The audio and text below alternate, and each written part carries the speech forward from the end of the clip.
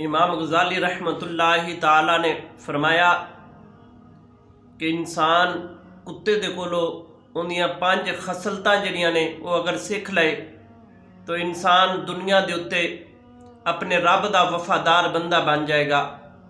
तो पूछा हजूर वो केड़ियां ने?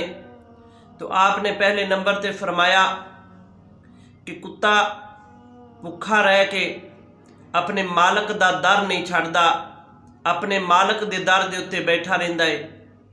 और दूसरे नंबर ते फरमाया कि वो तमाम रात जाग के अपने मालक दा चौकीदारा करदा है। और तीसरे नंबर ते फरमाया कि उसका मालक उन्होंने जिन्ना भी मार लवे वो उसका दर छड्ड के नहीं जाता।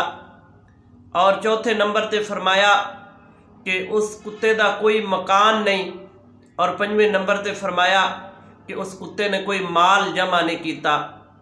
तो ये बजुर्गों के कौल तो बहुत सारिया गल्लां जिहड़ियां ने वो सानू मिलदियां ने कि अगर असी ये खसलता अपने अंदर पैदा कर लीए तो असी भी अल्लाह तबारक व ताला दे वफादार बंदे बन जावांगे।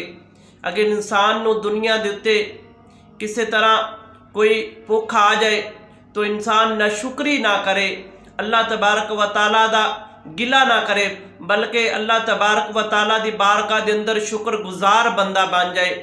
अगर इंसान नू किसी पासे कोई तकलीफ आ गई है तो इंसान अल्लाह दा दर छड्ड के किसी दूसरे दे दर दे उत्ते ना जाए।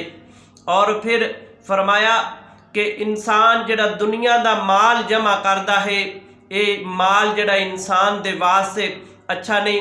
और फरमाया कि जिहड़े असी दुनिया दे उत्ते ये महल ये चबारे जिहड़े असी बनाने ये इंसान दे वास्ते अच्छे